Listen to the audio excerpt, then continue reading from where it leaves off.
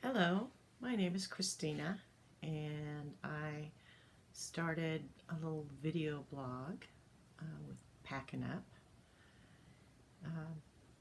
I've had only a little experience with living in an RV. I lived in a fifth wheel for at least a year, although I didn't pull it. It was huge. It was a monster, and I loved it.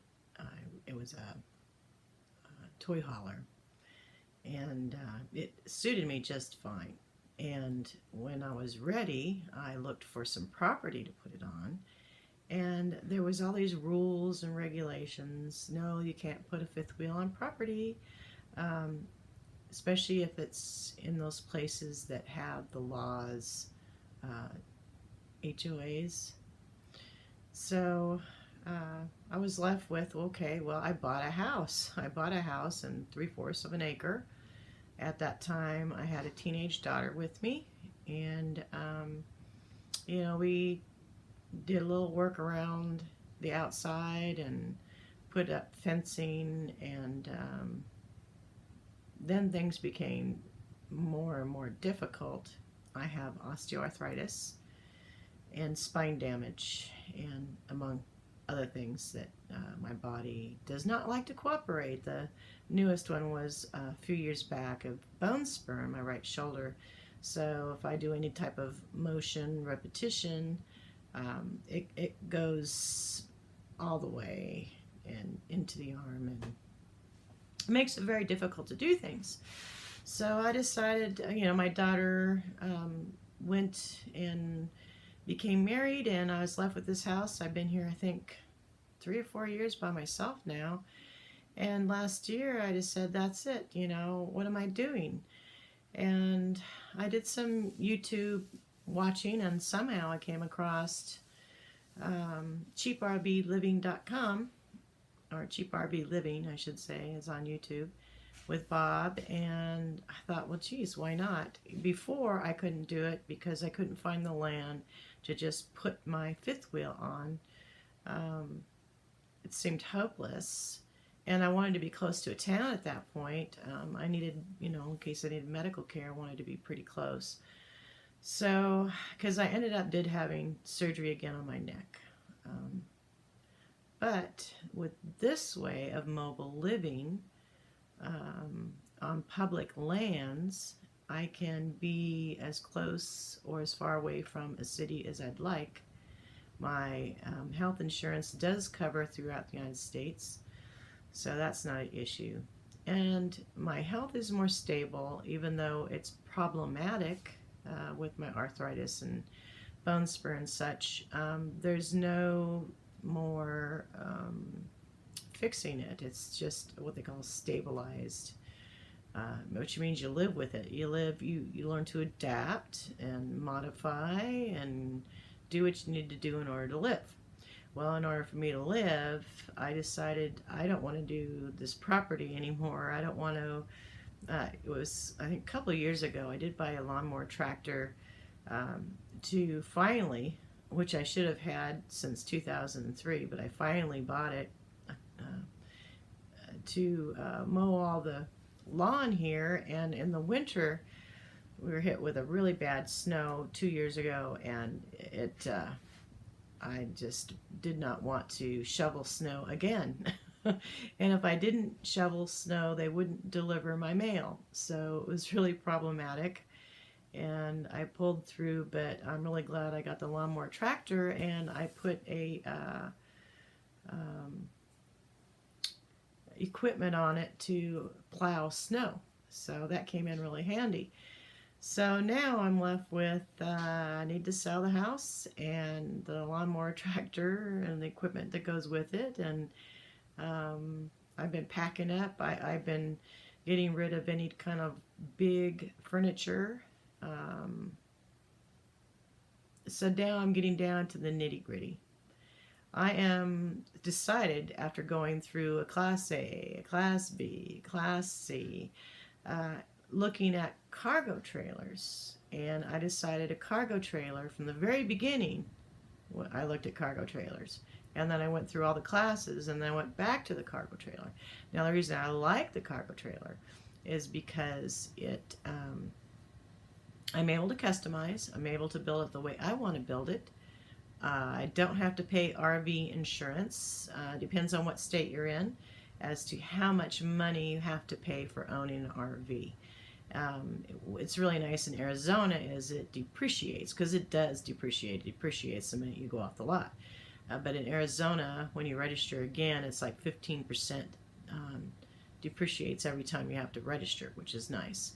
So it can end up to be a lot of money with an RV, especially with a brand new one or pretty new. So a cargo trailer I can buy brand new and insure it for the trailer itself. I'm still looking at what kind of insurance, what you do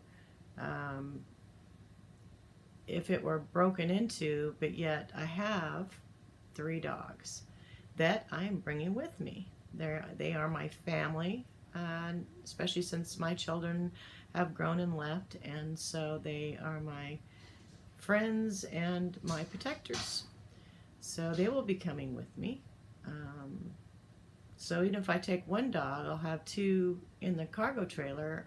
It will be with air conditioning and wired with a 30 amp, which I can run by either solar generator with batteries. So it'll stay cool in the summer, and I'm going to get a non-electric mini pellet stove. So I'll have nice heat in the winter and not even have to worry about electricity to run it, which is really nice. So that's my plans, and I was thinking about using or buying a truck, but those vans, the high top vans that they have been coming out, they're commercial, can pull up to 5,000 pounds and get really good gas mileage. I have a truck now that the gas mileage is like 8 miles to the gallon. It just, you know, if I was pulling something, it would even go down more. So it's just not really feasible. I'd like something that's better on gas mileage, and so I'm going to look at a high top van. Pulling would probably be around 18 miles per the gallon, and that would be awesome. That's still doubling, a little more than doubling what I'm getting now, so that will work out just fine. So that's my plans, and I've been not only packing and either giving away, selling, or throwing out if it can't be even given away. I'm doing that, but I'm also buying some of the equipment now that I need, or the new home. So, you know, I got the bed I want. I'm making my own kitchen. I'm going with a compost toilet. And what else am I doing? I'm kind of color coordinating.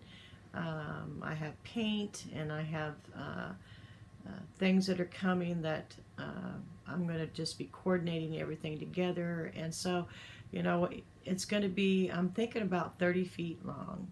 But when I come in the door, I want it to look nice and have something that's the most I've ever had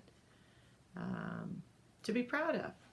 Now, of course, when I first move in, it's probably going to be chaos.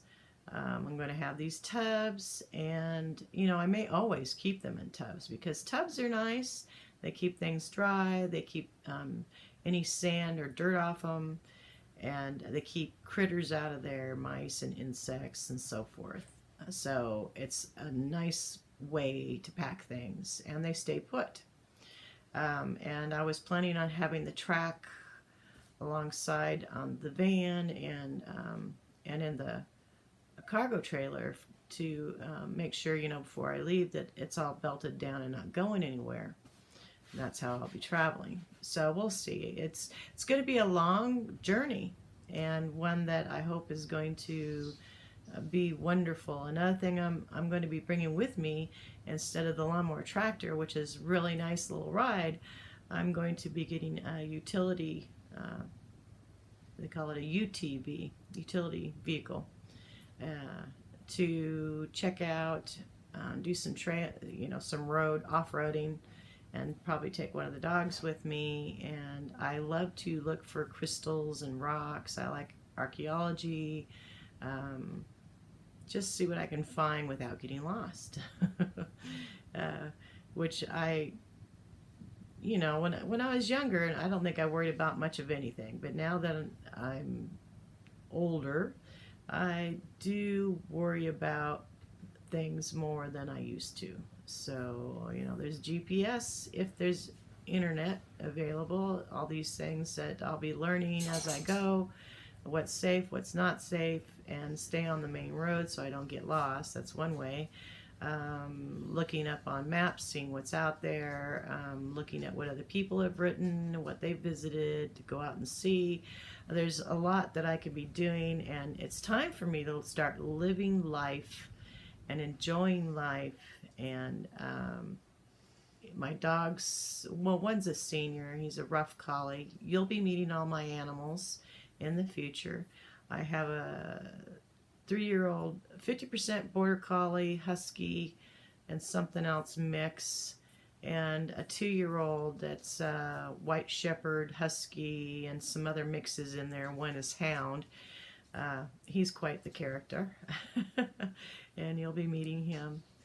He has beautiful blue eyes that everybody loves him. The vet loves him. He's disabled. He's had one surgery on a hip, and he has another one surgery to go. He's been a trooper. It was tough. He made it through, and he's doing quite well. And as soon as, like after I sell the house, I'll do the second surgery. And I'm going to ask for 60 days before I leave, because this week has been 2 months for his first surgery, and he's doing fantastic. So that's what I'm going to be doing for the second one. I'll have 60 days to buy my vehicle, to get the cargo trailer, to do some painting, and putting things in there. Before I put my supplies in, I'll be making it my own, so to speak.